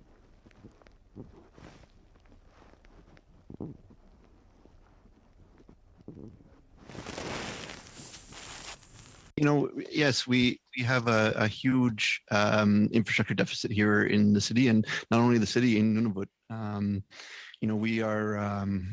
We're constantly in contact with the federal government about this. We've asked for $184 million to fix our water issue. Probably everybody here at this committee has heard about the Iqaluit water crisis this year. It left us with no water for 2 months, no drinkable water for 2 months, and now we are not even using a treatment center. We are just using a bypass. This is from the Cold War. Our infrastructure is from the Cold War when the U.S. military moved here. We honestly need to rethink of the way we do business, especially in territories. On reserves in territories. We are a territory of Canada, and the government of Canada needs to treat us as a territory or give us our independence. Funding, obviously, but not only funding, capacity issues. We need help with our capacity issues, and timelines. A lot of times they have requirements to apply within certain times, and we just can't do it. There's just there's no possibility. And one of the reasons why we missed out on a lot of the rapid housing funding that was funding that was available this year. We did get some, thankfully, but also we could have got more had we had more time to be able to develop those units, but we couldn't develop them within the time that was required. So we just need to rethink of the way we do business in remote and northern areas. Thank you. I'll ask my quick question in English because I was interested in having you as a witness because you're the mayor of the city of Iqaluit, and I know that this might be a unique for study. I'm wondering if you could describe for the committee how it is that the city experiences challenges in allowing more housing to be available. Are you able to have more land? You've mentioned that there's a huge land mass. What are the challenges that you face as the mayor to increase space for houses to be built? Absolutely. Thank you again for your question. Of course, we have the largest landmass, and we're on Baffin Island, which is, one of the biggest islands in the world. So, we have no shortage of land. But is it developable is the question.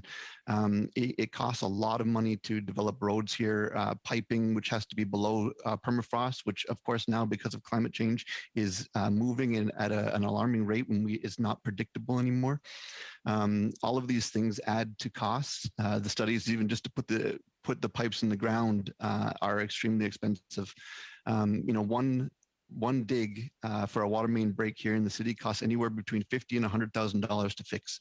And that is just specifically because of a lack of resources, a lack of companies that can do the work, a lack of our own staff that can do the work. It's all capacity issues. So it's really hard to build new property. So what we've been trying to do is redevelop old property and use what we have already. But our piping is very old. Our sewage piping is very old. Our water sewage, it's all very old. So without the $184 million that we've asked for the federal government to provide us for water infrastructure, we're really stuck right now. We're even at the point where we're asking developers to have time release sewage tanks on their property, even though they have access to our infrastructure.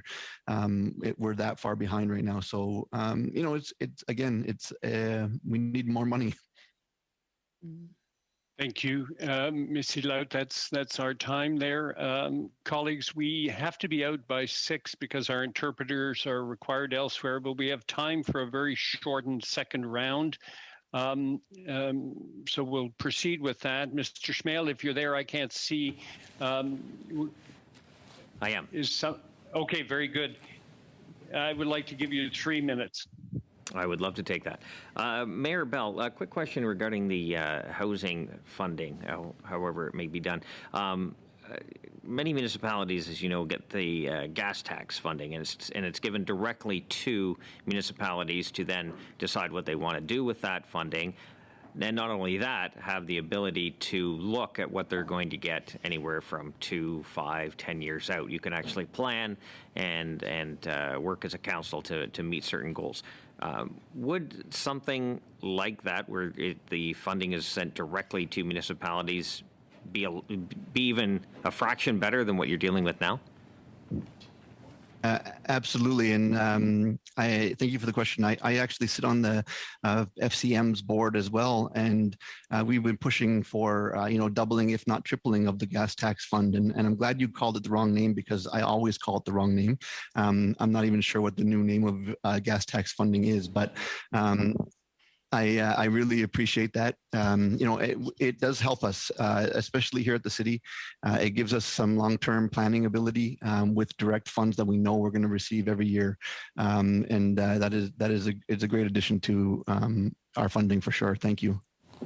I guess it would also save staff time in terms of hiring consultants to try to apply and figure out what stream is doing what and what changes. I think it would be more efficient sending dollars that way. in my personal opinion. Absolutely. Yeah, I agree. The government in Nunavut is responsible for all 25 communities, and this gas tax funding helps each community plan their own needs, outside of what the government can provide. And in our case, it really does help us a lot. But also there's a finite number of things you can use that money for, which is understandable. And we use it well, and we really appreciate it. And anytime it could be upped or doubled or tripled, we would really appreciate that, of course. All right. Actually, thank you very much, Mayor Bell. Ms. Faux, if I could quickly turn to you, I think I have less than a minute left. In terms of CMHC, I noticed you mentioned that you're still waiting some 6 years out for the CMHC to adjust and even create a new funding stream to look at urban housing. Do you think the CMHC is achieving the goals set out for them even now to justify $48 million in executive bonuses? No. So have you had, you personally, the CMHC, is it flexible at all to new ideas such as a new funding stream for a direct Indigenous housing program for urban? I believe that they say that they are. Romy Bowers and Holly Cooper have certainly said all the right things. I think that the proof will be in the budget. And that maybe is beyond CMHC. It's about whether or not the federal government is going to make the investment. And CMHC is saying the right things. They will co-create it with Indigenous leaders.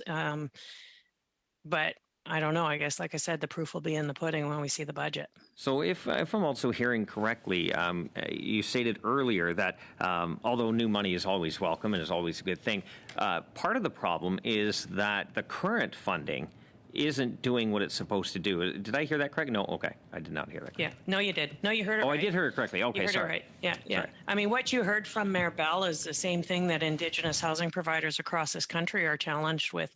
Access to those programs is cumbersome.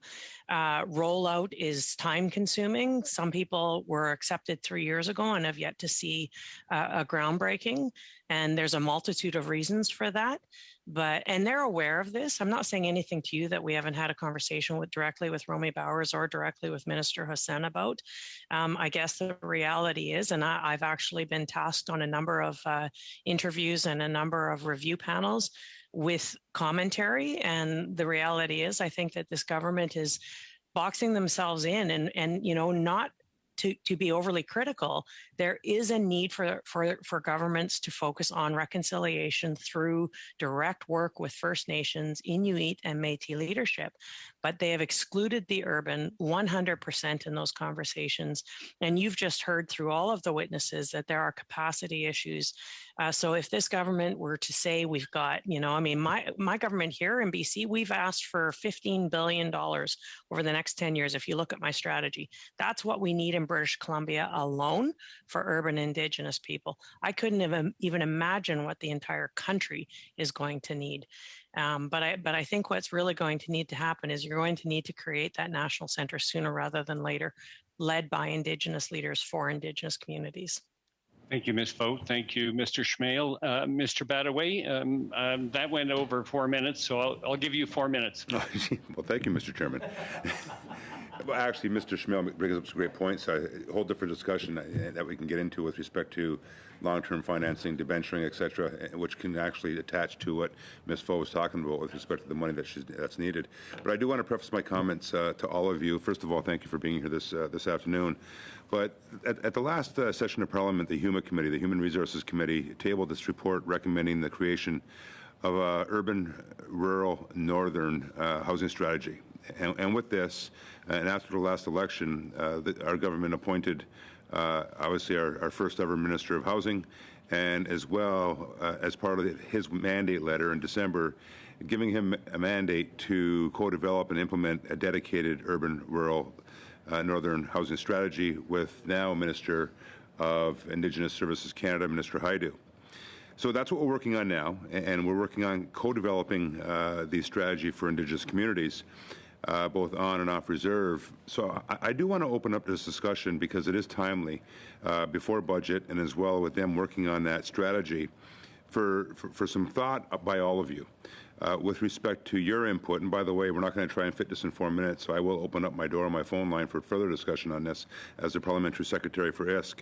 But here's some quick thoughts on that strategy, as well as what the 41% of Indigenous housing that we're looking at moving forward with the Rapid Housing Initiative. Your thoughts on that, and I'll start off with the Mayor. Mayor Bell?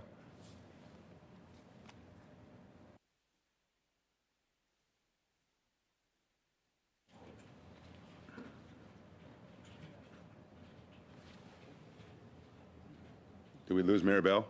We're not hearing you, Mayor Bell. Sorry about that. Two mute buttons. It broke up at the very last second there, so I just heard about the National Housing Strategy. If I may, Mr. Mayor, I was referring to the housing strategy that both Minister Haidu as well as Minister Hosan are working on right now with respect to the urban, rural, and northern housing strategy. And second to that is the 41% of all units created under the first round, actually the first 2 rounds of the Rapid Housing Initiative, now going toward Indigenous peoples.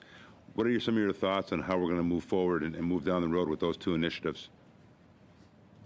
Well, the city, thank you again. The city was lucky enough to receive $5 million from Rapid Housing direct to city fundings. We've turned that into 10.7 million to make only 18 units, and that is because of the cost of building. The CHMC and Minister Hussain worked with us very closely to make sure that we could qualify for these things and helped us through the process. This is something that I think most cities in Canada could actually do. It was hard for us. We made a special program with the Government of Canada, Government of Nunavut, and Inuit organizations and the city to get this project done. So I think that, although these strategies are being worked on, I think that we need to re-examine exactly what that means. And again, just like these, everyone has said, Harper and Foe, we need Indigenous-led everything needs to be Indigenous led when you're talking about Indigenous housing.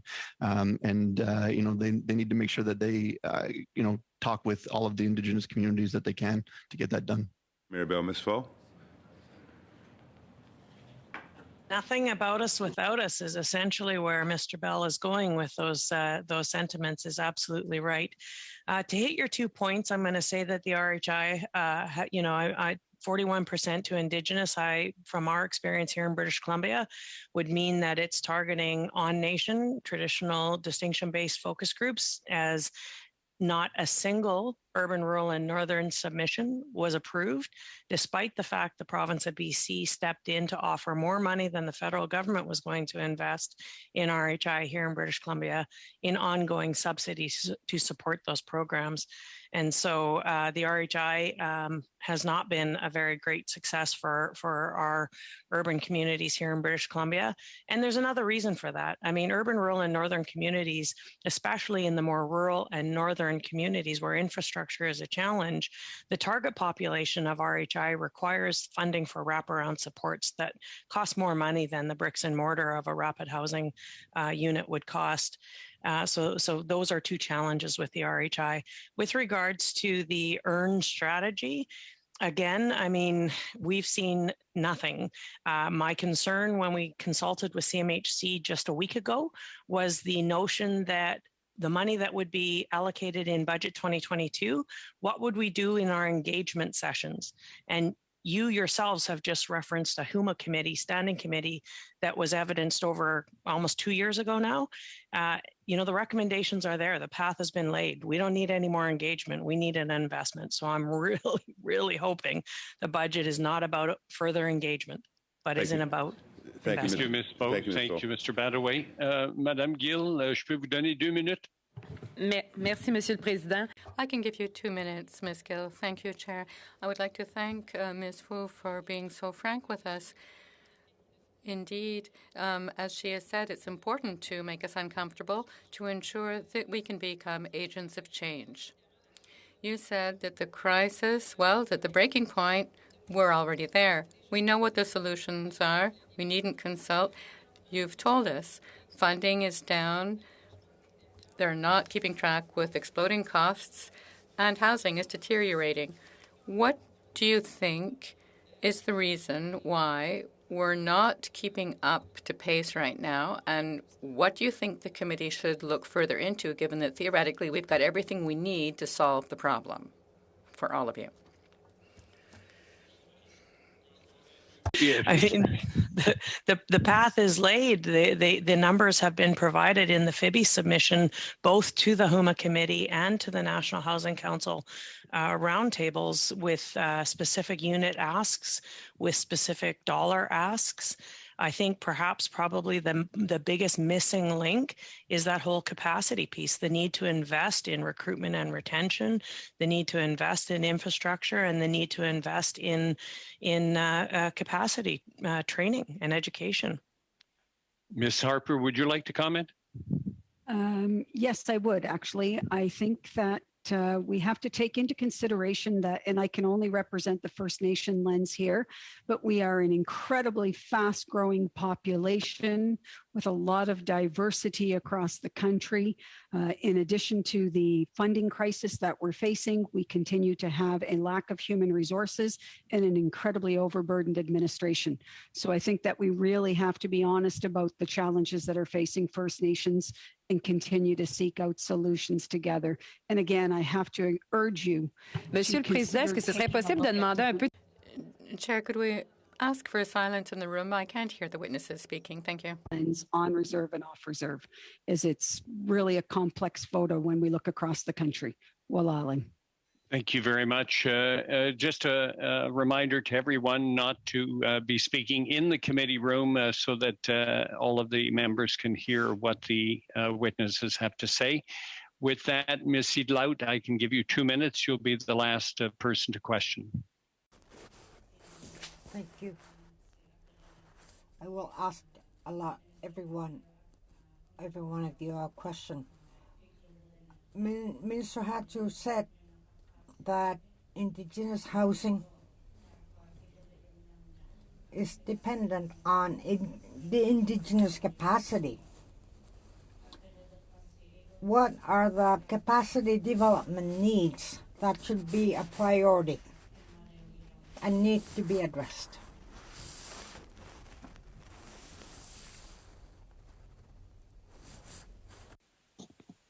Ms. Sidlaut, is that for anybody in particular? For all three.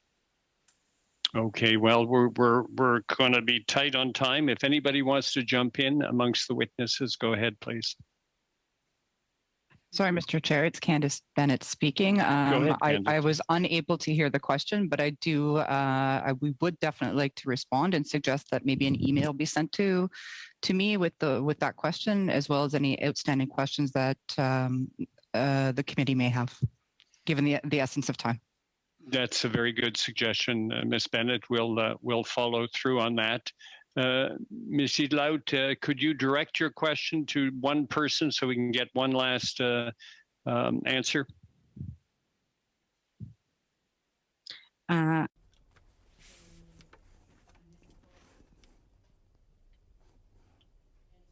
You say that Indigenous housing is dependent on Indigenous capacity. What are the capacity development needs that should be a priority? Yeah, thank you for that question. I can only start by giving you an example, and I'll be very brief about it. Here in British Columbia, we've seen a number of communities where there are no Indigenous organizations to take the leadership and to deliver the programs. And so what we've recommended is that there be partnerships. There is essential partnerships that need to be created if you're going to deliver targeted funding for targeted Indigenous communities where there is not a capacity, but there is perhaps another entity that does have that capacity, that there is mandated consultation and inclusion of Indigenous at the table as the program starts to get rolled out. We've seen it fail. Again, I'll reference the Goodacre report, and that's not about blaming. It's not about pointing the fingers. It's not about accusations. It's about acknowledging that, again, anything for Indigenous must be led by Indigenous. And if we don't have the capacity, then we need to work with Indigenous people to help them gain that capacity and to ensure cultural and trauma-informed safety is always at the forefront of any programming. And I'm happy to expand on that. Thank you, Ms. Seedlout. Yes, if anybody in the members of the committee have questions that they want to direct to our witnesses today, please feel free to do it by email. With that, I would like to thank Mayor Kenny Bell, and I would like to thank Ms. Harper and Ms. Bennett for coming today with your very strong testimony, and may I say very candid testimony. It's very much appreciated by all of the committee members. Thank you very much for joining us today. And with that, the panel its time is up at this point. Just a reminder to the committee members, we'll be hearing the three cabinet ministers related to this portfolio for main and supplementary estimates on Friday. And also another reminder, please get your witness lists in by the 1st of April for the next study following the housing study, which will be on the So by the 1st of April, please. With that, this meeting is adjourned. Thank you again, everyone, and we'll see you on Friday. Thank you. Thank you to the witnesses again. Thank you. Miigwech. Ayan na may. Thank you. Exit in.